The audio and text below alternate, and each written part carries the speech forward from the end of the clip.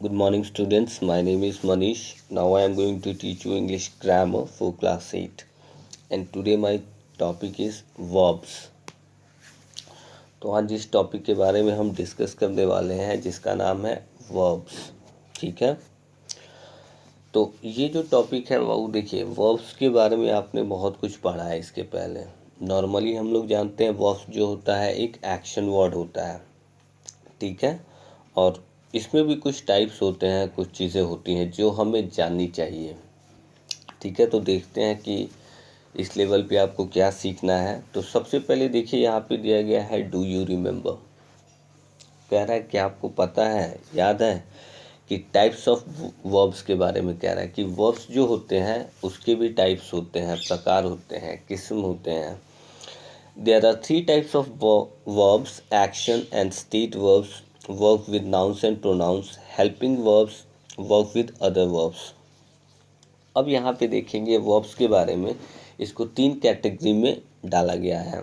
पहला हमारा action verb कहा गया है, दूसरा हमारा स्टेट वर्ब्स और तीसरा हमारा हेल्पिंग वर्ब्स, जिसको एक्सिलरी भी हम लोग कहते हैं.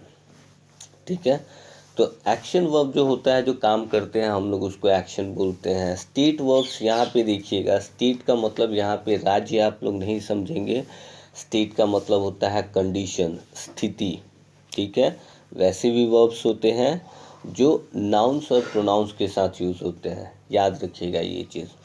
एक्शन और स्टेट वर्ब्स नाउन्स और प्रोनाउंस के साथ यूज़ होते हैं. और तीसरा जो हमारा है हेल्पिंग वर्ब, ये यूज़ किया जाता है दूसरे वर्ब के साथ. जैसे आप देखेंगे हेल्पिंग वर्ब आपको इज आर एम हो जाता है, was, were, going, has, had, ये सब, जिसको हम लोग एक्सिलरी वर्ब भी कहते हैं और हिंदी में सहायक क्रिया भी कहते हैं. ठीक है, तो सबसे पहले देख लेते हैं कि एक्शन वर्ब्स क्या होता है, इसके बारे में जान लेते हैं. An action verb tells what someone or something does. ठीक है, एक्शन वर्ब जो होता है, ठीक है, ये हमें बताता है, कोई वो चीज़ हो सकता है या कोई पर्सन हो सकता है जो किसी काम को करता है. An action isn't always physical. सही बात है, कोई भी काम हमेशा फिजिकल नहीं होता है, यानी हम लोग करते हैं फिजिकली, ठीक है, वैसे नहीं होता है. An action can be mental too. ठीक है, मेंटली हम लोग दिमाग से भी काम करते हैं, वो भी एक एक्शन होता है बाबू. सोचते हैं, वो भी एक तरह का एक्शन होता है. ठीक है, cook, compose, hope, paint, run, realise, think, type, write, point, draw, sing, catch, technique, ये सारा क्या है बाबू, एक्शन वर्ब है. इसमें फिजिकली हम कांटेक्ट में रहता है. अगर खाना बना रहे हैं तो ऐसा थोड़ी खड़े हैं, बन रहा है उधर, उसमें फिजिकली हमारा काम होता है, तो ये एक्शन वर्ब में आता है. स्टेट वर्ब्स के बारे में जानेंगे. स्टेट वर्ब्स कह रहा है expresses a state of being. अब कह रहा है स्टेट वर्ब जो होता है वो बताता है, उस स्थिति को बताता है. ठीक है, जिसको हम लोग महसूस करते हैं, समझते हैं. ठीक है, उस स्थिति को, स्टेट को एक्सप्रेस करता है, व्यक्त करता है. फॉरगेट, देखिएगा ये जो यहाँ पे जो वर्ब्स दिए गए हैं ना बाबू, इससे माइंड में रखिएगा आप लोग. ये आपको डिफरेंशिएट करना सिखाएगा कि एक्शन वर्ब कौन सा होता है, स्टेट वर्ब कौन सा होता है. और हेल्पिंग वर्ब आप लोग को बहुत पहले से पता है. ठीक है, forget, imagine, know, mean, realise, recognise, understand, fear, hear, see, smell, sound taste, ये सारा क्या है बाबू, ये आपका स्टेट वर्ब्स है. ठीक है, तो हम लोगों ने अभी एक्शन और स्टेट वर्ब्स के बारे में इन चीज़ों को जाना. एक्शन वर्ब्स के बारे में जाना कि ये फिजिकली काम किया जाता है. ठीक है, और दूसरा हमें यहाँ पे पता चला स्टेट वर्ब्स के बारे में, जो कि कंडीशन को एक्सप्रेस करता है, स्थिति को एक्सप्रेस करता है. ठीक है, हेल्पिंग वर्ब्स के बारे में जानेंगे. Helping verbs, a helping verb does just what it's name says. It helps another verb. The main verb does its job. Together, the helping verb and the main verb make a verb phrase. अब कह रहा है बाबू helping verbs आप लोग को पता है, is, are, am, was, were, ठीक है, has, have, had, will, would, might, ये सब क्या है बाबू, हेल्पिंग वर्ब है. और ये क्या होता है, ये मेन वर्ब के साथ यूज़ किया जाता है. ठीक है, हेल्पिंग वर्ब के साथ आपका मेन वर्ब जो हम लोग, वो एक्शन वर्ड हो सकता है, स्टेट वर्ड्स वर्ब्स हो सकता है, उसके साथ यूज़ किया जाता है, दूसरे वर्ब के साथ यूज़ होता है। हेल्पिंग वर्ब होता है एक सहायक क्रिया, ठीक है। अब यहाँ पे देखिएगा नीचे में एग्जाम्पल भी दिया है कौन कौन सा हेल्पिंग वर्ब होता है बाबू, तो इसमें आप लोग को ज़्यादा डाउट नहीं होना चाहिए।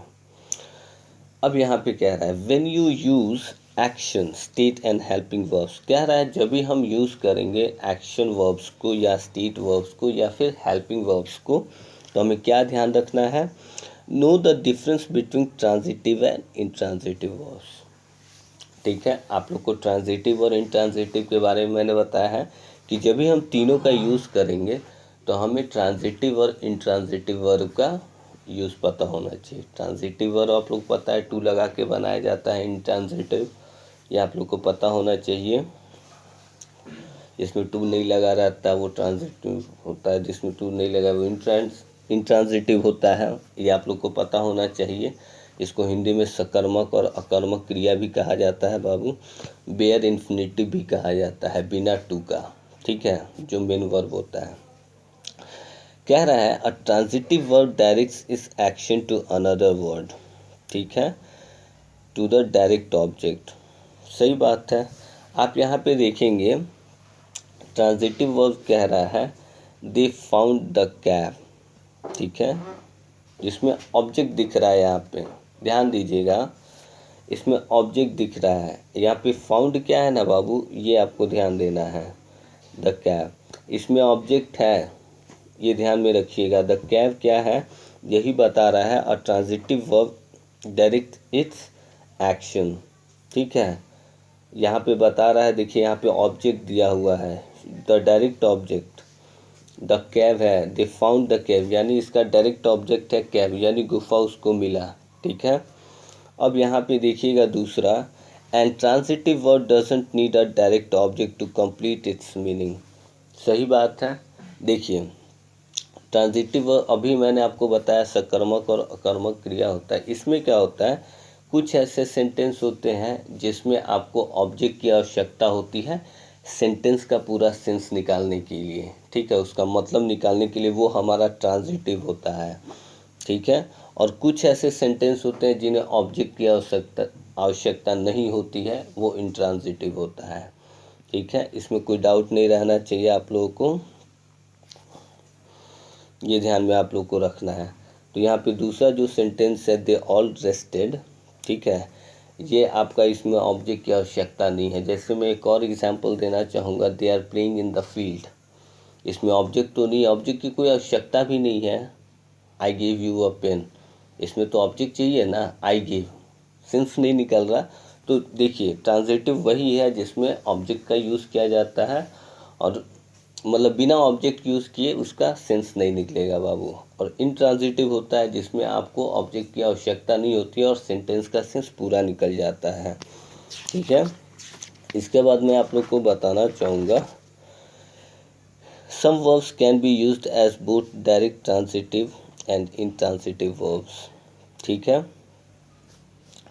अब कह रहा है कि कुछ वर्ब्स ऐसे भी है जिसको ट्रांजिटिव में भी यूज़ किया जाता है और इंट्रांजिटिव में भी यूज़ किया जाता है। कौन कौन से ऐसे वर्ड हैं बाबू, अब यहाँ पे देखिएगा ट्रांजिटिव का एक वर्ड दिया गया है, kelvin is afraid they forgot him, देखिए यहाँ पे एलिप्सिस दिया हुआ है, ये डायरेक्ट ऑब्जेक्ट है बाबू, ये ध्यान में रखिएगा।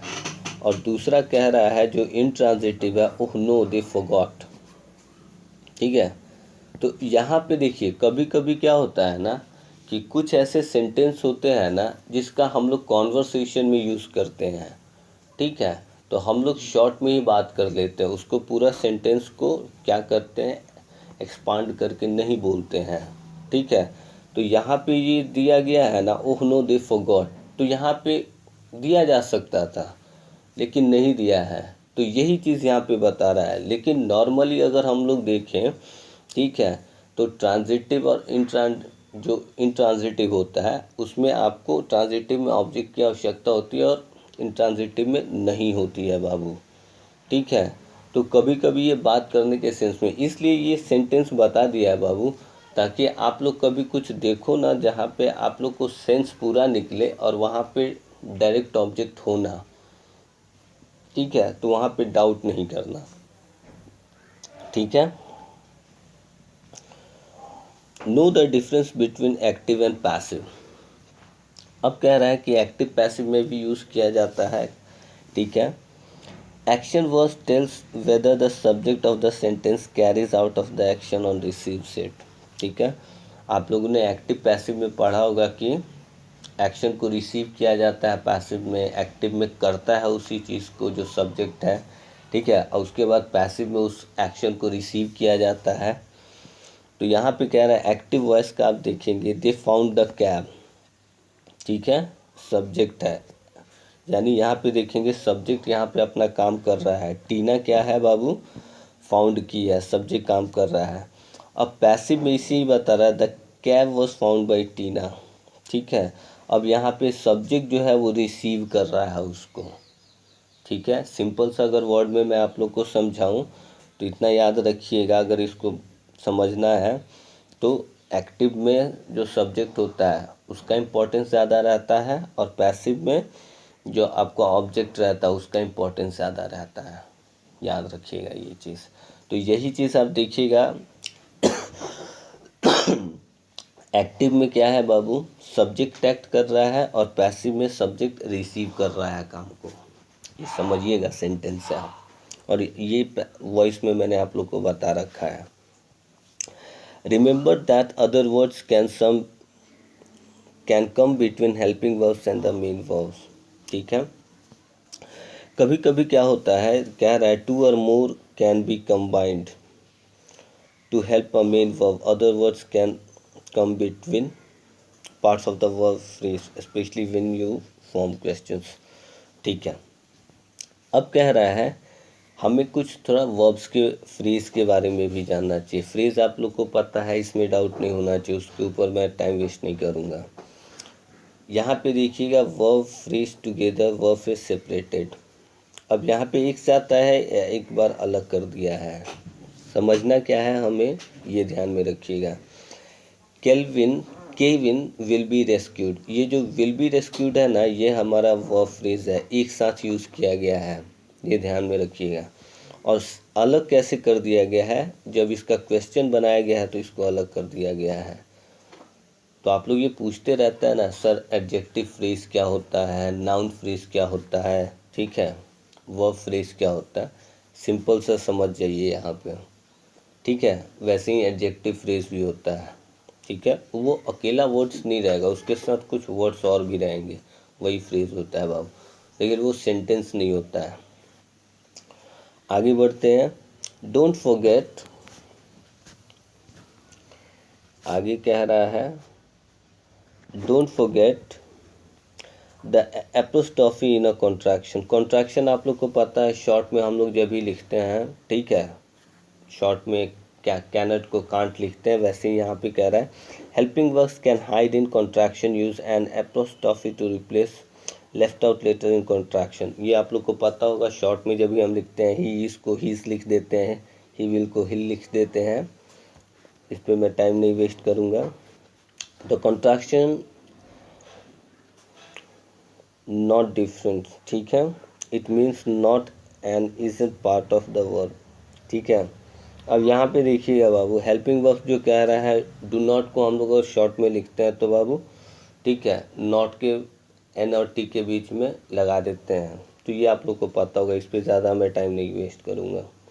अब फीचर ऑफ द वर्ब्स देखेंगे। Want to know something happened, ask the verb. Verbs are the time tellers. They have different forms called tenses. There are 6 tenses in English, 3 simple tenses and 3 perfect tenses are formed by using helping verbs has, had and will plus verbs forms called principal parts.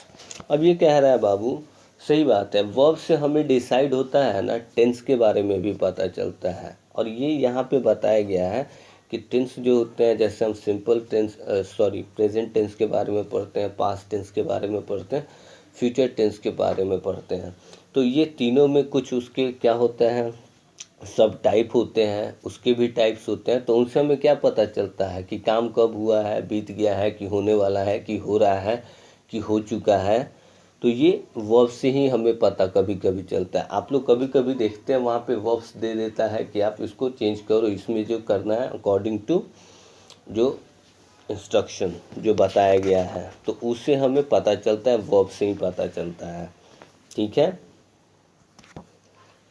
आगे कह रहा है past tense, present tense, future tense. वही चीज़ बता रहा है, something happened in the past. अगर कुछ पास्ट में अगर हुआ है तो वो हमारा पास्ट टेंस होगा, अगर कुछ अभी हुआ है तो वो प्रेजेंट है, फ्यूचर में होगा तो वो फ्यूचर का सेंस देगा।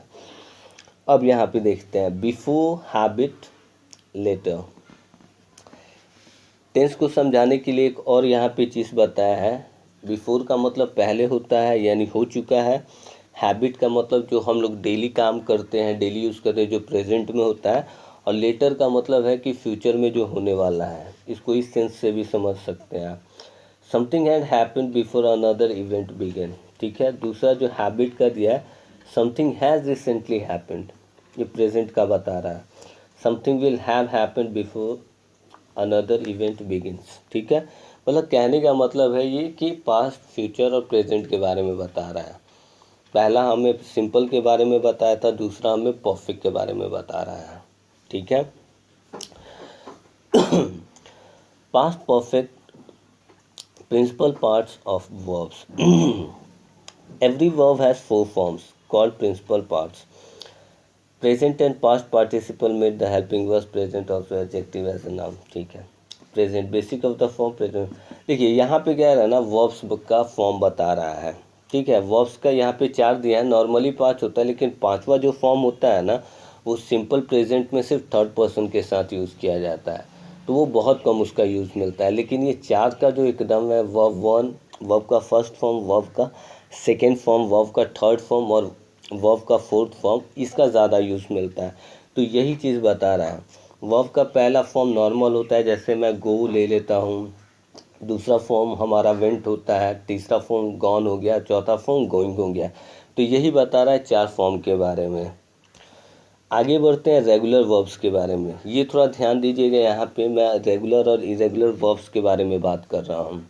ठीक है, तो इस पर थोड़ा ध्यान दीजिएगा आप लोग। These verbs from form the past and past participle by adding E D और D. Most verbs follow this pattern. अब कह रहा है रेगुलर वर्ब्स क्या होता है बाबू, जब भी आप किसी वर्ब को उसका V2 बनाते हैं, वर्ब का सेकेंड फॉर्म या वर्ब का थर्ड फॉर्म बनाते हैं, तो जिसमें आपका ईडी लग जाता है, ठीक है, वो आपका रेगुलर वर्ब्स होता है, ध्यान में रखिएगा। और इरेगुलर वर्ब्स कह रहा है this verbs from the form the past and part participle in different ways. You can either memorize the different parts or look them up in the dictionary in the entry for the main verb.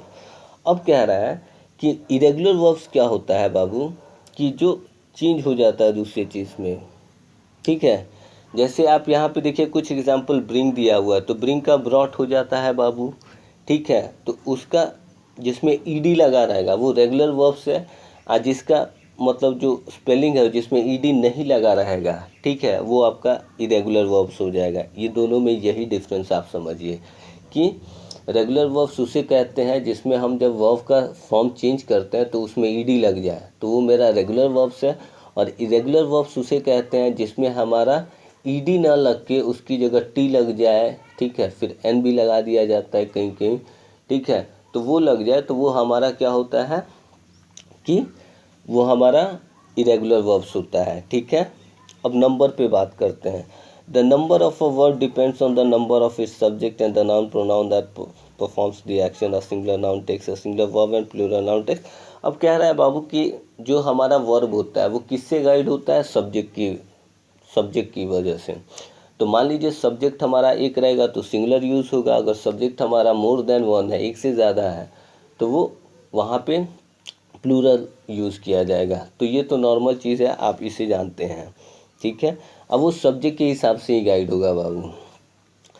Verb कंजगेशन देखेंगे। अब verb कंजगेशन shows all the forms of a verb. Here are the conjugation of the regular verb to wait and the irregular verb to. The chart shows that verbs with pronounced subjects only. If you are using a noun subject, you substitute it for a third person singular or a third person. देखिए यहाँ पे बताया है ना कि जो verb का पांचवा फॉर्म होता है ना वो सिंपल प्रेजेंट में यूज़ किया जाता है। ठीक है, तो यहाँ पे देखिएगा एक टेंस का दे दिया है रेगुलर वर्ब्स के साथ, और यहाँ पे आपको टेंस में मतलब first person, second person, third person, present में क्या यूज़ होता है, पास्ट में, पास्ट परफेक्ट में, फ्यूचर में, और पास्ट परफेक्ट टेंस में कौन कौन सा यूज़ होता है, सिंगुलर के साथ हम क्या यूज़ करेंगे और प्लूरल के साथ क्या यूज़ करेंगे बाबू, इसका ये दे दिया है। आप लोग को ये चीज़ समझने के लिए ये चार्ट एक बार आप लोग देखिएगा ज़रूर, ताकि इससे आपका बहुत कुछ क्लियर हो जाए। ठीक है, तो आज के लिए बस इतना ही मैं आप लोग को बताना चाहूँगा। ठीक है,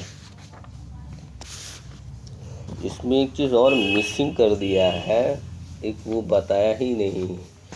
इसमें एक चीज़ और भी बताना चाहिए था, ट्रांजिटिव दे दिया है लेकिन एक और बताता, इन्फिनिटिव का नहीं बताया इसमें, सिर्फ ट्रांजिटिव इंट्रांजिटिव दे दिया है, उसी में एक्सप्लेन करना चाहिए था।